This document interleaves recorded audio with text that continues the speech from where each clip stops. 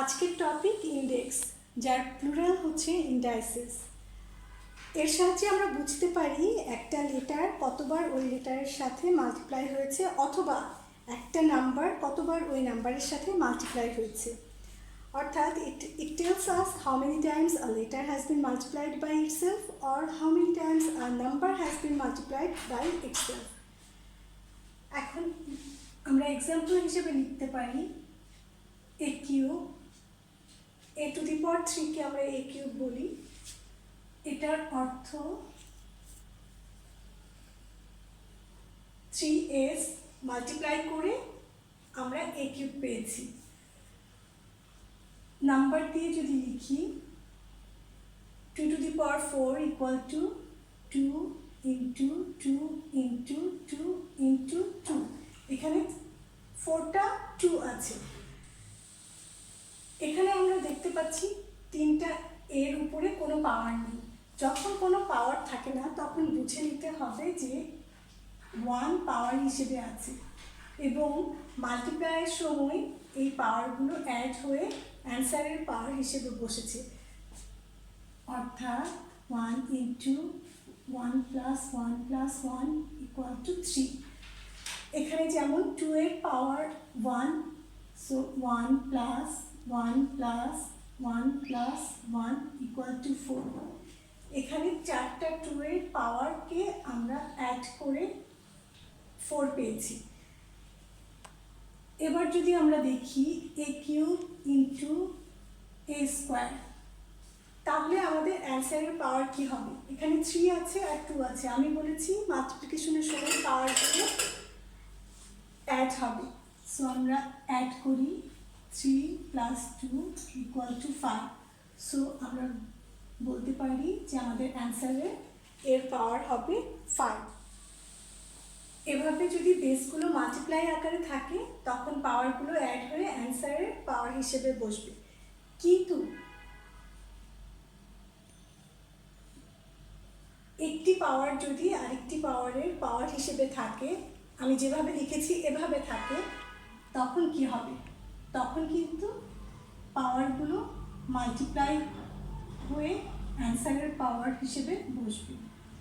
আমি আবার বলছি, যদি বেসগুলো মাল্টিপ্লাই আকারে থাকে তখন পাওয়ারগুলো অ্যাড হয়ে বসে, কিন্তু যদি একটি পাওয়ার আরেকটি পাওয়ারের পাওয়ার হিসেবে থাকে এভাবে, তাহলে পাওয়ারগুলো মাল্টিপ্লাই হয়ে অ্যান্সারের পাওয়ার হিসেবে বসবে।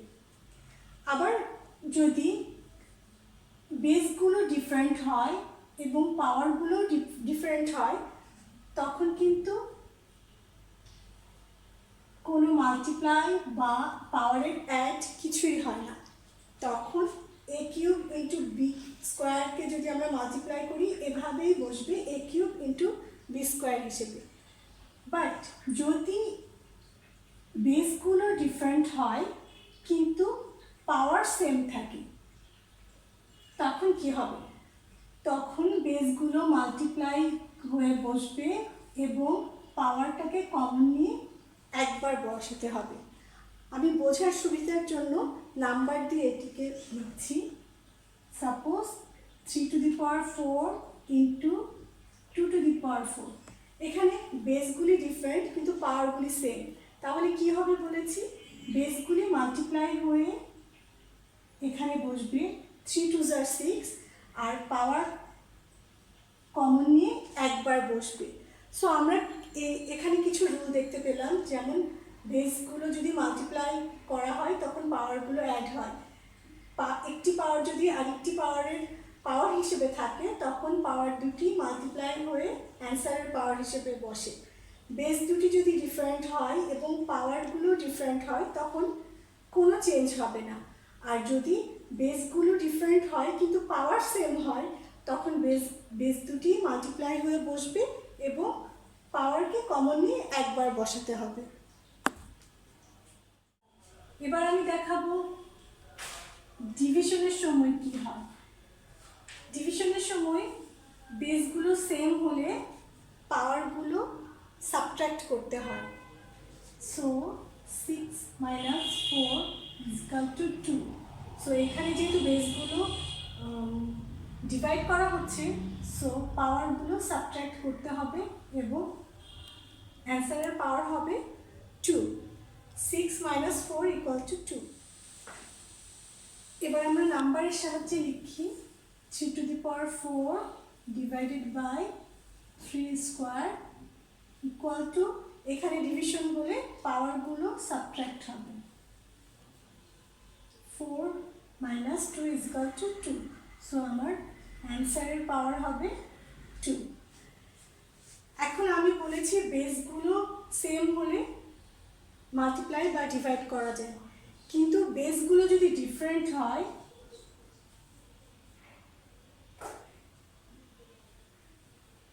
তাহলে আমরা এভাবে লিখব a বাই বি এবং পাওয়ারকে কমন নিয়ে উপরে লিখব।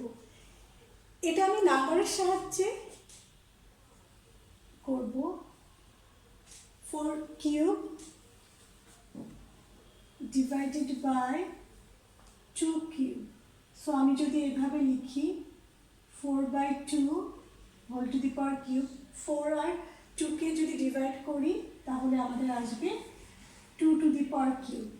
সো যদি বেসগুলো ডিফারেন্ট হয়, পাওয়ার সেম হয়, তাহলে বেসগুলোকে ডিভাইড করে পাওয়ারকে কমন নিয়ে একবার লেখা যাবে। বোঝার সুবিধার জন্য আমি এখানে দুটি এক্সাম্পল রেখেছি। এই এক্সাম্পল দুটি যদি মাল্টিপ্লাই করে দেখাই তাহলে আমাদের বুঝতে আরও সুবিধা হবে। ফার্স্টে আছে x to the power 4 y square into x cube y to the power 6। এখন মাল্টিপ্লাইয়ের সময় আমি বলেছি বেসগুলো যদি সেম থাকে পাওয়ারগুলো অ্যাড হবে। এটার বেস আর এটা সেম, সো এক্সের পাওয়ার আর এক্সের পাওয়ার অ্যাড হবে। সো আমি এখানে লিখতে পারি এক্স আর এক্সের এখানে পাওয়ার 4, এখানকার পাওয়ার 3, সো 4 প্লাস 3 হবে 7। আর ওয়াই আর ওয়াইয়ের পাওয়ার অ্যাড হয়ে অ্যান্সারে বসবে। এখানে ওয়াইয়ের পাওয়ার হচ্ছে 2, এখানে ওয়াইয়ের পাওয়ার 6, তো 2 প্লাস 6 হবে 8। সো এক্সের পাওয়ার হচ্ছে 7, ওয়াইয়ের পাওয়ার 8। এবার সেকেন্ড এক্সাম্পলে আসা যাক। সেকেন্ড এক্সাম্পলে এ আর এর পাওয়ার আমি অ্যাড করব। এখানে এর পাওয়ার আছে 3, এখানে এর কোনো পাওয়ার নেই, তাহলে আমাকে বুঝে নিতে হবে এর পাওয়ার হচ্ছে 1। সো আমি 3 প্লাস 1 করলে এর পাওয়ার আসবে 4, আর এখানে বির কোনো পাওয়ার নেই, তার মানে হচ্ছে বির পাওয়ার 1 আর এখানে বির পাওয়ার 2, সো 1 প্লাস 2 হবে বি কিউ। এখানে ডিভিশনের দুইটা এক্সাম্পল আছে। আমি বলেছিলাম ডিভিশনের সময় পাওয়ারগুলো সাবট্র্যাক্ট হয়, তো এখানে আমি এক্সের পাওয়ার আর এক্সের পাওয়ার সাবট্র্যাক্ট করে এখানে এক্সের পাওয়ার লিখব, অর্থাৎ এক্সের পাওয়ার এখানে 5 আর এখানে এক্সের পাওয়ার 3, সো 5 মাইনাস 3 হবে এক্স টু দি পাওয়ার 2। আর এখানে ওয়াইয়ের পাওয়ার 4, এখানে ওয়াইয়ের পাওয়ার নেই, অর্থাৎ ওয়াইয়ের পাওয়ার হচ্ছে 1, সো 4 মাইনাস 1 হয়ে ওয়াইয়ের পাওয়ার হবে ওয়াই কিউব। এবার এই প্রবলেমটায় আসা যাক। এখানে এর পাওয়ার আছে 4, এখানে এর পাওয়ার 3, সো 4 মাইনাস 3 হয়ে অ্যান্সারে এর পাওয়ার হবে 1, যেটা লিখতে হবে না। আর এখানে আছে বির পাওয়ার 3, এখানে বির পাওয়ার 2, সো 3 মাইনাস 2 1, অর্থাৎ এখানে এ আর বি দুইটার পাওয়ারই 1, যেটা অ্যান্সারের সময় লিখতে হবে না। আর ইন্ডেক্সের সময় আমাদের আরেকটি জিনিস মনে রাখতে হবে, সেটা হচ্ছে এক্স টু দি পাওয়ার 0 যদি হয় এটার ভ্যালু হচ্ছে 1, এ টু দি পাওয়ার 0 সেটার অ্যান্সারও 1।